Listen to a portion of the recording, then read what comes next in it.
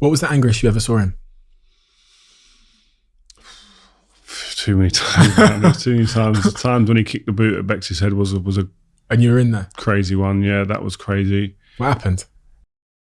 People never talk about the things that Fergie was bad at. Well, Roy Keane does. But other than that, I never hear people saying, and I've got his book somewhere knocking around as well, but you never hear players talking about some of the things where you think, do you know what? I actually think he would have been more successful if he didn't do that thing. Do you know, it's weird, when people die or when people retire, yeah, you only remember the good stuff, really. Interesting. You only think about what their existence before becomes magnified, and they're built up even bigger sometimes. And Fergie, I think that's with him as well, because you don't think, I can think of instances or tactics he got wrong. That's easy to find, but he'd always make stuff right. It was weird, like, even for instance, the anti-racism stuff and the situations. I saw a documentary my brother done. Yeah. So he won a couple of awards actually yesterday. I saw it in your story as well. Yeah, so he, the situation happened with him and John Terry, and I decided not to wear during that period, once a year, all the teams are given T-shirts, show racism the red card or kick racism out, one of the campaigns. I wasn't willing to wear it because I didn't believe that they supported enough during that time. So I said, I'm not wearing it. He went crazy, fined me. I was like, we ended up winning the game, which was okay, which was lucky. But the next day I went into his office to just try and explain to him why I hadn't worn the T-shirt. And to be fair, he said, you know what, I understand. And I'm sorry for the way I reacted. But like stuff like that, he might make a mistake or he'd done that wrong, but he'd always rectify it. He'd always come back round. He'd get you back round somehow. And because he was just like he knew how to deal with people. He knew how to treat people to get the best out of them for what his main goal was.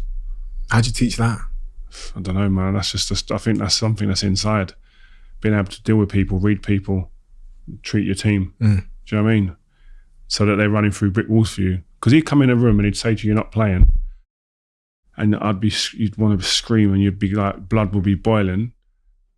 But he'd leave the room and you go into the change room and you're sitting in there geeing everyone up. Come on, boys. Not sulking. Because he's told you Tuesday you're playing because I need you for that game. You've missed this one. This is a big game, but you're going to play on Tuesday. Like normally you miss a game, you want to go home and cry about it. Do you know what I mean? But he's managed to build you back up. And that's man management.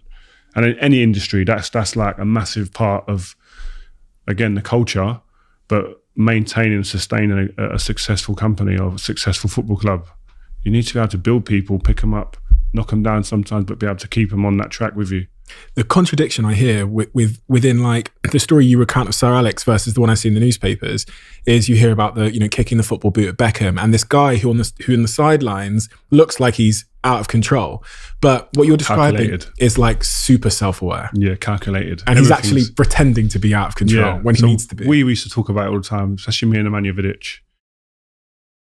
And Vida's a deep guy, loves talking about deep stuff, gets deep into stuff. Yeah, he loves it. Like, I thought he was just a murderer. No, he just loves like the behind. How was he thinking about that, etc.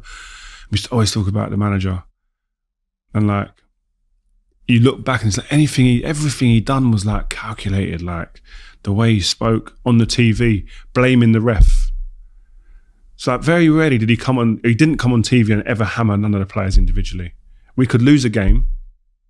And the referee would be the back page the next day. But he's taking the heat off us. He's making us think about it's not us. We're not down in the doldrums, it's because of the referee. That's dangerous sometimes because you've got your self-accountability. But he makes there's enough self-accountability in the building, but also the focus is over there now, not on us as a team. So we go again. Without that pressure, they've lost. They're not as good anymore. But the referee was the reason. Do you know what I mean? That's just like calculated. This is what I'm doing for the goodness of my team and the betterment of my team is good, man. But people think anger, and like you were a player that wasn't afraid to shout at someone. I heard you talking about some of the players you gave a hard time, like Anderson, etc. What is still in the chat room, in the WhatsApp group? Yeah, really. Yeah. What role does anger play in leadership then? Because you see it in football, but if I were to start screaming at people in the same way that you did to, I don't know, Berber or whatever, imagine if I just fucking kicked this table and said to the team, what the fuck, the camera's not working. I'd be cancelled. Everyone would walk out. Yeah. I talk about this with my missus quite a lot now. We like some of the stuff that when we're talking about memories and whatnot and how we spoke to so-and-so or what's happened in the change room would never happen in the office. Because it's like you say, it's like that relationship's over. It's gone too far. Whereas you could have a fight at football and then you're shaking hands and having a laugh in the shower after. It's so different. It's just a different way of working. But I think it's understanding people. I don't think you treat any two people the same in that sense. Like it's, the blanket treatment, I don't think is the best way to treat a team, because everyone's different. Everyone takes advice differently. Everyone takes criticism differently. So you've got to be able to pick the right people to be able to shout at. To pick the right people, you've got to get an arm around. And that's about, as again, a manager, a captain, knowing that team, knowing that the players individually.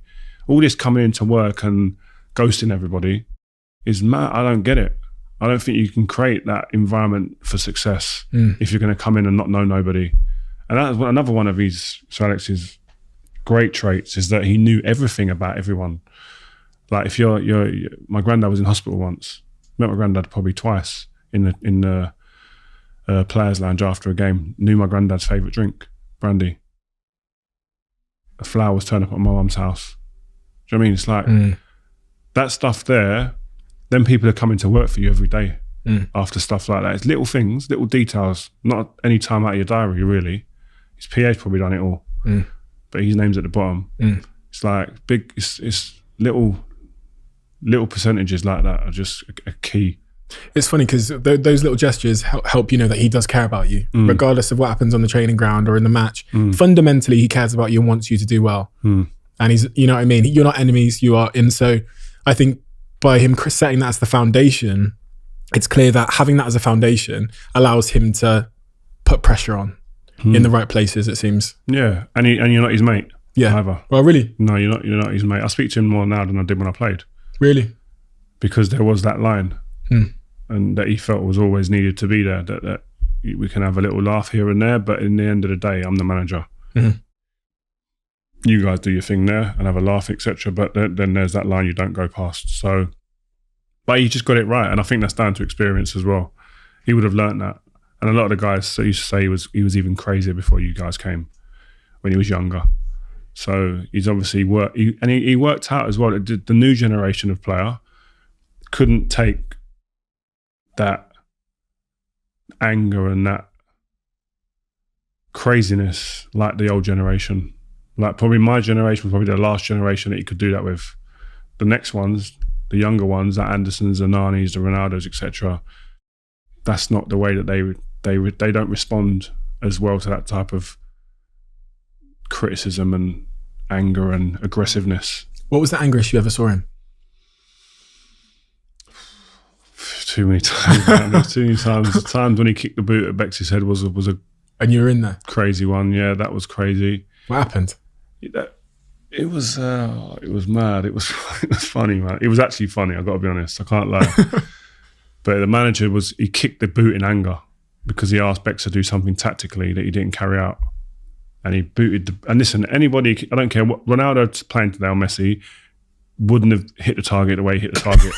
It was so clean, and the ball went in slow-mo, like bang, and it hit him in the head. And then obviously Bex was upset, got up, and I just remember the gaffer was devastated. You could tell, you could see when you looked at him. He sat down, he was just slumped almost, like that's not what he'd done. He kicked the boot for. He kicked it in anger, and it accidentally hit Bex in the head. So he looked devastated with it. But that was one.